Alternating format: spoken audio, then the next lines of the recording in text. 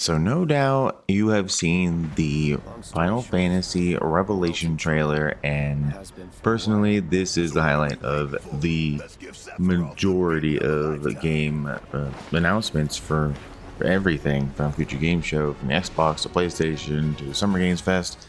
This ruled that.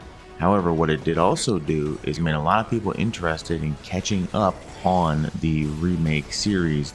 People are going to be playing a remake, and people are going to be playing Rebirth. In this video in particular, I'm going to be outlining some things because I have been playing Rebirth and Remake both through on PC. I had played them through on PS5 already, but I've been playing them through on PC, and I have found a few oddities here and there in these PC ports that I think should be known by the wider PC community. It will make your experience a lot smoother. I'm going to be using Rebirth as a baseline.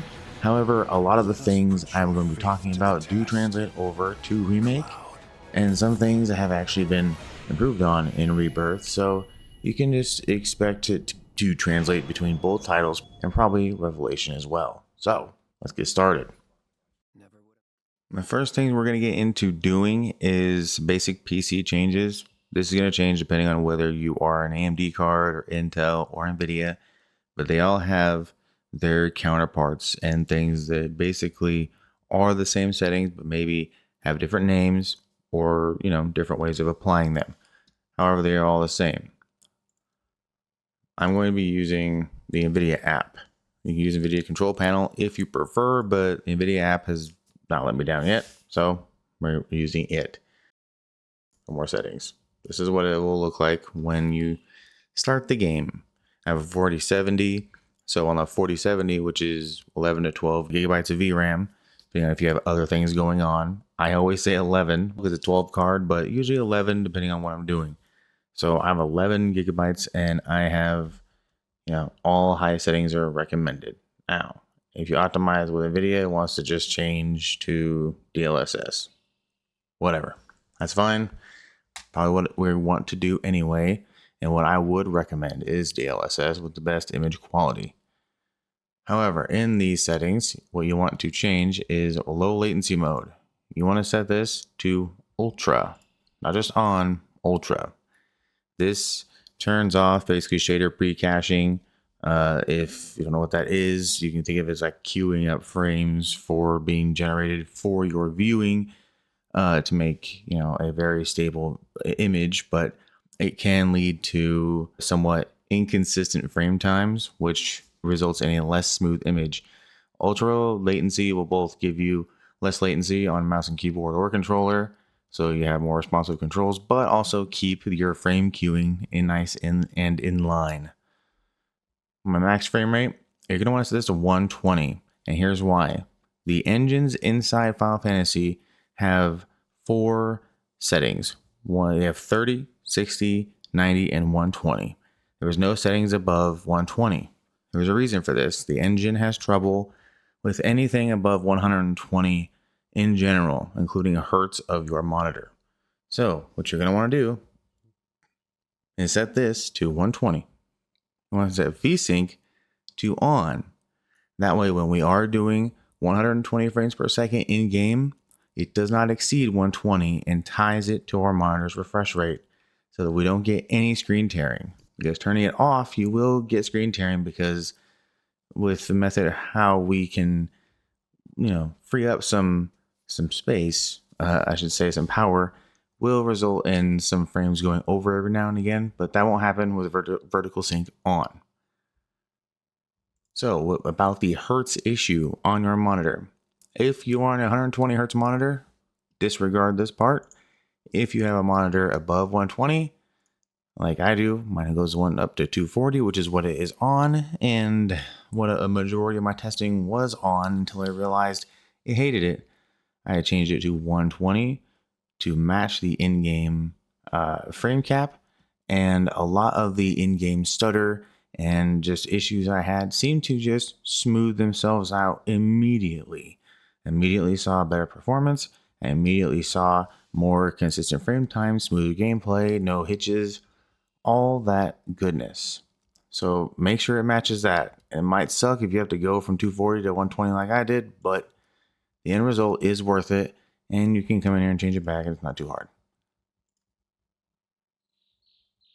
You won't put this to maximum performance unless you, like some others, I noticed some small performance gains without a lot of temperature spike, but some just report higher temperatures with not a lot of performance. So monitor your things with either the Steam monitoring software or whatever you want. Like MSI Afterburner is also a good one. I like that one. Maybe keep this at normal if you want, but I prefer maximum performance. In legacy settings, you can turn on high performance texture filtering instead of quality, which is what most Windows setups default to. This game has a very poor way of decompressing textures while you are in game, therefore causing stutters and stuff. If you alleviate that load by making it high performance, which might result in a degradation of image, but I certainly couldn't perceive it, you might want to put this up to alleviate some of those texture filtering stutters. All right, now that we're in the game, let's check out the in-game performance. I love playing this with a PlayStation controller, so that's what I'm using. Do not judge me. I don't care. So, 120 frames per second. Nice. Nvidia, when you optimize, will also turn on frame generation. If you do not like this, turn it off. We want to turn off VSync in game, which means turning on variable refresh rate, which forces VSync off. We want the best image quality, right? So it makes sense to say, hey, we want 100% resolution at our monitor's native resolution, whether that's 1080p or what have you. These are the maximum settings, everything all the way up without frame generation. I have a save that is in the Gongaga region. No spoilers. Slight if you're sensitive to spoilers. It's just a forest area. No spoilers shown, except for some characters, which can be seen in all promotional material, basically, and even the first game. So here we are in the Gongaga region. This is the heaviest region in the game. Running around the Gongaga region will push your GPU a lot. And now, since we're using DLSS and using 100% resolution, this looks really, really good. Nice and sharp. Our frame rate is above 60. However, just barely. We are using 99% of our GPU's power to keep this above 60 frames per second. And you can see our frame time is up and down all over the place. So here's what we're going to do. We can keep 60. Let's turn on 60 FPS. Let's turn on a cap and then just call it good. However, what you will notice right here, we're just barely keeping it up to 60 with VSync now. We're barely keeping that 60. It's holding on for dear life. So here's what we're gonna do.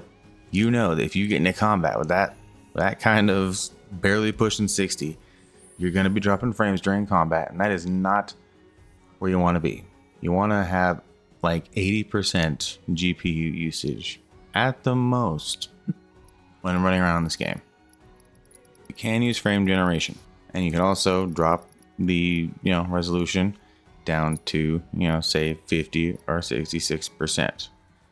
But personally, looking at the characters right here and their hair, which is a good baseline because hair gets affected the most by resolution in this game along with shadows. It looks nice right there, a little grainy, but that's what DLAA, it just kind of always looks grainy. But if you drop this to 66, it immediately becomes clear you are using DLSS, and this is DLSS 4. So this is not an old one, this is a newer one, not 4.5, but it is a good one. You can use newer models in the Nvidia app, which I'll show you. You can use the DLSS override. You can come here and you can change your super resolution model from 4.0, which is K, to 4.5, which is M. This will tighten up your image quality and make it look a lot nicer. L is like just 4.5 on crack, so it's like 4.7 or 4.8, whatever you want to say. But not quite 1.5, which remains to be seen if that's going to be a good thing. But if you're going to use upscaling, I do recommend using preset M or L because the image quality is much, much better. However, here is another thing. Using frame generation, it is not one-to-one. It never is. It always takes some computational power to use frame generation. Where you could barely make 60 before, your internal, which is where it says FPS at the top, that is our internal, what we are actually rendering, what we were just looking at, and when we ran through the forest, will dip even more as we play. So if you were going to use just 60 FPS, cap it with the Nvidia app, you will get a straight, consistent frame time, although it may dip here and there at high combat parts. If you want to go over that, and you want to use frame generation to do it so you don't have to DLSS way you're down to your image being completely screwed up, and this will help with stutter as well. Background model detail, this setting right here. This setting will cause a ton of issues and a ton of performance loss, like a lot. Let's turn this down one setting to high. It will change just distant objects, not close ones, just distant. So now when we are in game, look at this. I'm looking down and around, and I'm actually keeping at 60 a lot easier already. This already is way better and more consistent. And we're back up. This is the best usage without that ultra setting. The ultra setting, I wouldn't say is a placebo. It does make a difference. You can tell if you're like comparing images and stuff like that. But in most gameplay, in most scenarios, the vast majority of this, you will not tell this is down a setting. Another one you can do is to drop fog quality. Fog quality, infamously, in most Unreal games is kind of heavy.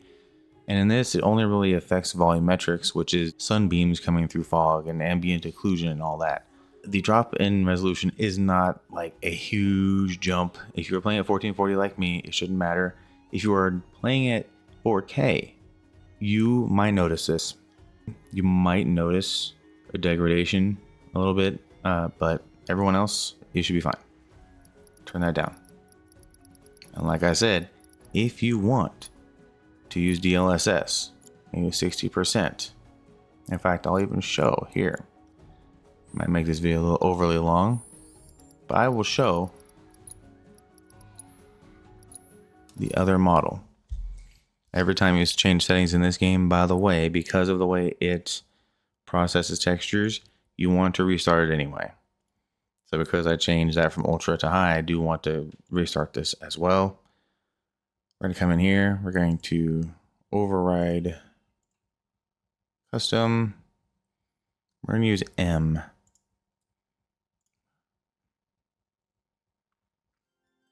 Now we're at 66% resolution scaling with DLSS, but we are now on 4.5 in the area we were just in Gungaga, which was very, very heavy. And while this model is a little heavier and will probably increase our GPU power usage, it will look a lot better when it comes to the actual upscaling. Like a lot better. So, like I said, there is some artifacting around cloud here and there, but it's really not bad. You can drop it even down to 50.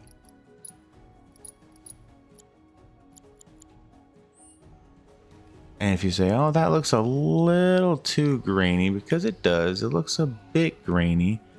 You can notice a little bit more artifacting, a little more fizzling. But what you can do, if you feel like it's somewhere in between, in increments just barely increase your resolution. Or in case of the 50%, I like to use 2880 by 1620. Let's sit there. We're at 50% DLSS on Model M. And look, it has tightened up the image. We're not nearly as grainy, especially on the grass. It has cleaned up some fizziness around his head, not a lot. But like the image quality with that GPU usage being down in the 70s at its heaviest. And honestly, if you're not like really paying attention to Cloud, you're not like staring at him and anything artifacting around him, running through environments like this, there is so much like busyness to the image because there's so much detail in this game already that in motion and in combat especially, you're not gonna notice, and your image quality is going to stay very good. And we're gonna see if we can force some frame drops. I have like no mana left.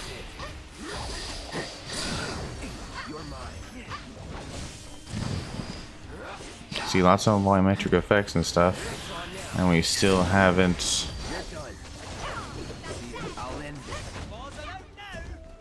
had any image degradation or anything. It looks very good. Oh yeah, right here. Oh, we hit 90 right there, but we just touched it. We kissed 90, and not even during combat while looking at the hardest area in the game. Like, I'm gonna have to like try, right, to get it pushing way over 90 in the heaviest area of the game, which means everywhere else in the game is going to be easy to run by comparison. So even if you're like me and you're like, hey, well, that leaves a little bit of headroom, maybe bump that up one more time or even twice. Just do it at 4K, which is what I actually was doing it prior to this video, at 50, which actually brings our internal res back down to 1440, which is my personal monitor's native refresh rate. Now this is my native refresh rate with DLSS applied to it to go up to 4K. And the image, when you use DLSS on a 1440p image, dude, you get a pretty darn good image with a lot more limited artifacting. If you like it this way, cool, do that. Heck, I could just even raise it above my internal res by going to 66% and having it look even sharper. And yeah, my usage is going to go up, especially with the area I'm in. But like, it's going to get clearer and clearer, and you'll be able to tell where your limit is. Press for that 85 to 95% usage area, which is pushing it, but not overly pushing it. So there we have it. These are my recommended settings in the game. And for the Nvidia app,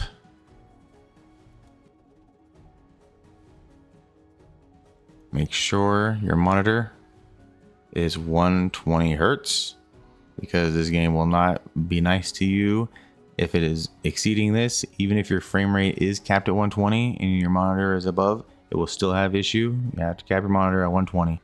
As long as your monitor and your in-game is 120 and you cap your frame rate here, or with your respective program of choice at 60, you'll get a very consistent flat frame time, and it is wonderful. Thanks for being here. Optimizing your game with Mando was a little long one, but wanted to go over things really well. So enjoy your games and enjoy a nice frame time with no stutters. See y'all later. Peace.